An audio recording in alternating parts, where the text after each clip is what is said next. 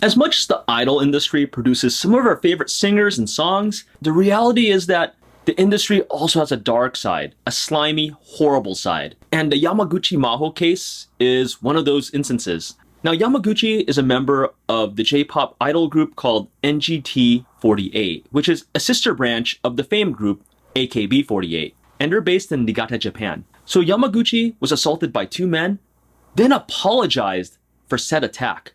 Wait, what? Gotta insert the Pikachu face here. Further making this case a bit more sad is that it's alleged or hinted that Yamaguchi's attackers found her address through a fellow NGT48 member. One of her members sold her out. That's a big suspicion going on right now. So let's take a look at the dark side of the idol industry, particularly the J-pop side, in why Yamaguchi Maho apologized, even though it just wasn't necessary.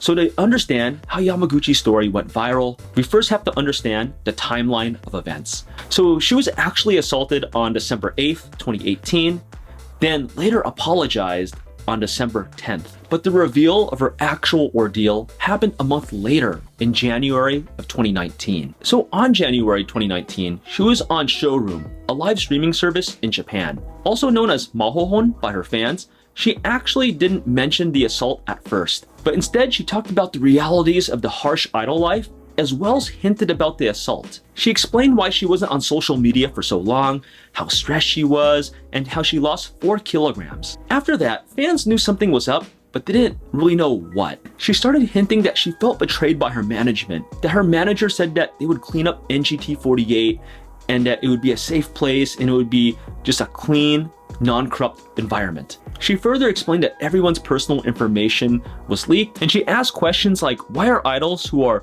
diligently doing their job forced to go through this experience? And is it wrong to take the job of an idol seriously? And she continued to say that she really wanted to continue to say the whole truth. As soon as she said that, she was soon cut off by management, and Showroom was abruptly cut. So now you got fans wondering even more, what's going on? What is up?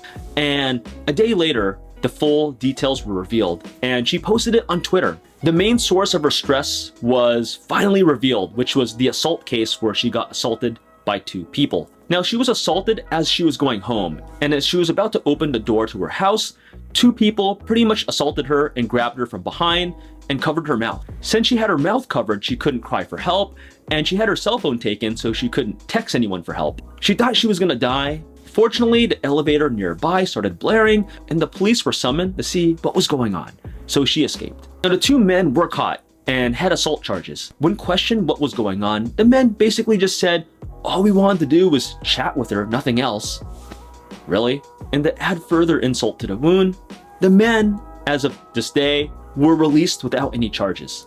And to top it all off, Yamaguchi later apologized during one of their concerts about being assaulted, which still blows my mind. Now, if you're thinking, what the hell, you're speechless, you're confused, you're mad, you're angry, totally understandable. And you know me, if you guys have been watching Pop Story for any time, I try to stay as neutral as possible. And I'm of that person that I want to see both sides of the story. I actually don't want to do a witch hunt. I want to see all the evidence being sprayed out after a couple days. But this evidence that's been shown has been quite damning, because NHK has backed this up, and NHK is a really major media outlet in Japan, as well as numerous NGT48 members, and other sources have all collaborated with the story and confirmed Yamaguchi's details. Unless Yamaguchi's story is a blatant lie, which I personally don't think it is, this is just horrible. This is horrible for the idol industry, and just horrible just for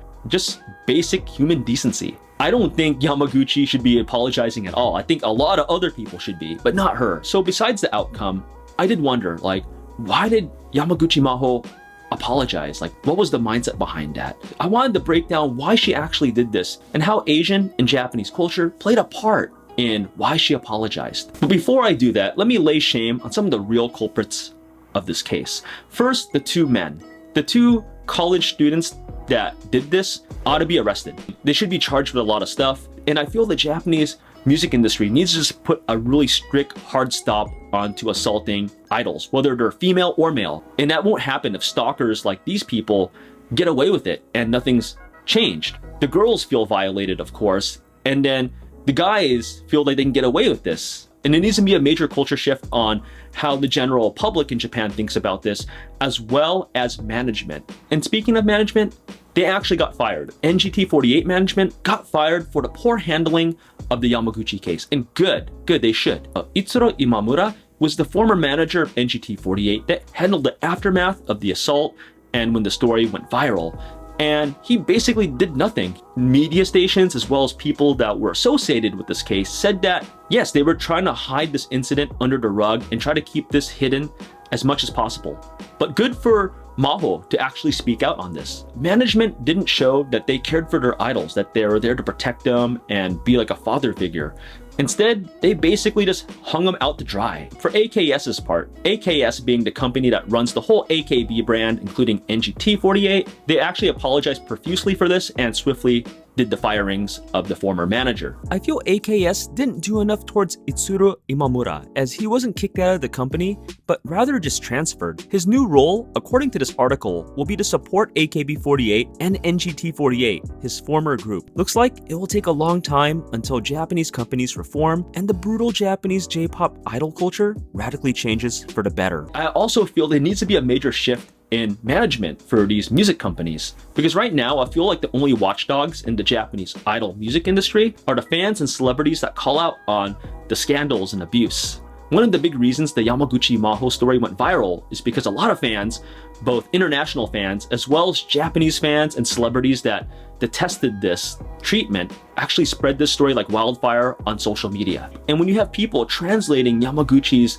thoughts and messages into English, and you have international fans condemning the label and management from a world away, it gives the music label second thoughts. Like, wow, we really did mess up. But the thing is, it shouldn't have to take fans and celebrities to know that this is morally wrong. My question to these management labels is, do you think after the Yamaguchi case that if you don't stand up for your own idols, you actually don't become strict and protect your idols as best you can? Do you think they'll trust you? Do you think they'll work hard for you? Or do you think they'll just leave when they can? Because I feel a lot of idols don't trust their management, and with this case being one of the dark sides of the J-pop industry, I can't blame them. Now, as I mentioned earlier in this video, there was an NGT48 turncoat or person that may have leaked the private information of Yamaguchi Maho and other singers, like their home addresses.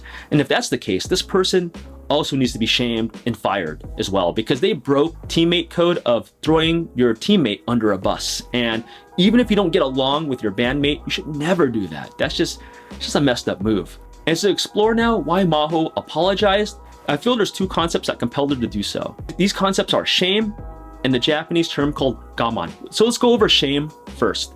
Now, there's been a long history of Japanese idols being forced to apologize, even though what they did was not really offensive or not their fault in Yamaguchi's case. J-pop idols being humiliated and forced to apologize isn't new. One of the biggest scandals happened back in 2013 involving an AKB48 member named Minami Minagishi. After spending the night at Generations member Alan Shirahama and being found out, Minagishi was shamed and demoted to a trainee. As a J-pop idol, they're not allowed to date, much less sleep at a guy's place. So to repent for her crime of sleeping over at Shirahama's place, she shaved her head and recorded a video apology. The video soon went viral, with many people that are unaware of the J-pop life saying that it was cruel and that she was pressured to do so. She would soon wear a wig until her hair grew out, but some Japanese fans said that her wearing a wig was a joke. What, is this a joke? She's not sorry? And what's the point of shaving her head then? Said some Japanese netizens. While Minagishi stayed on with AKB48 and regained her status into the starting lineups, she wasn't the same. And it's a sad shame to see history repeating itself and to see this type of backlash being accepted 6 years later in 2019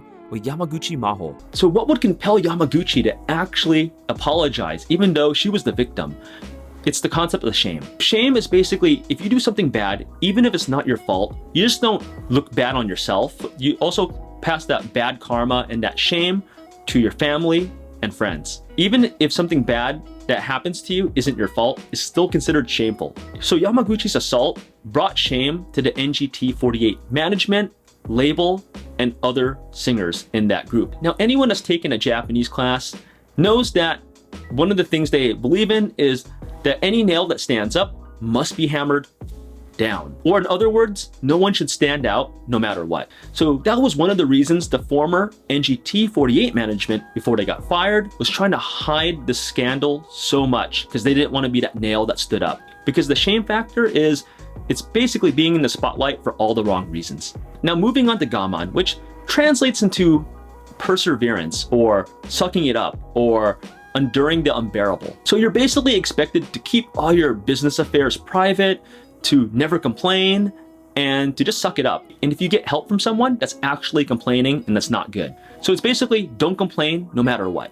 By showing no complaints, you're showing maturity and strength. But as you guys are watching this, you're probably thinking to yourself, there's going to be some problems because of Gaman, as well as shame. Because in the idol industry, a lot of idols are used and have no defense. They can't protect themselves because they're at the mercy of their bosses, managers, and probably have a large debt. So that's one reason why a lot of idols don't speak up, because they have to maintain Gaman. If you grew up with Gaman for your childhood because it's part of your culture, how do you consider what's bearable and what's unjust and unfair? Now, fortunately, throughout this incident, there has been support for Yamaguchi Maho. Fellow NGT member Hasegawa Rena supported her and talked to her often. AK Bingo MC Moromoto also defended her as well. And as mentioned earlier, fans in droves supported her and made sure the word got out that Yamaguchi's assault and apology wasn't needed, like that she was the victim and that was unfair what her management was doing. I feel that especially with the international community, we're more outspoken about things like this. When we see something that's totally wrong, we'll just speak out on it. We won't stay quiet about it because everyone deserves a safe work environment. I'm hoping that the new NGT48 management and AKS, the parent company, actually cleans this up. I really hope they do. So wrapping this up, I know this video was a little bit more serious and kind of disheartening. And, you know, I feel as lucky as I am covering Asian music and the idol scene that stories like this make it sad. And stories like idols being mistreated is just not fun. It's like I said earlier, it's the dark side of the industry. And I'm hoping the idol industry does improve on this. I'm glad stories like this went viral because they should. There should be more watchdogs that prevent this type of behavior, as well as a general culture shift to show that this behavior isn't tolerated. I hope Yamaguchi Maho recovers in the future and she's doing a lot better, and that we continue to call out stories like this. Now over to you guys. So what do you guys think about the Yamaguchi Maho incident? Is this the first time you've heard about this case, or have you been keeping up with it? I'd love to know your comments in the comments below. And you guys know the drill. If you guys want real talk on K-pop and K-pop journalism, then please sign up for my email list and grab that free ebook on learning more about K-pop in depth. So with that being said, guys, I'm gonna take off and watch some music videos, but I'll see you in the next video. Take it easy, guys.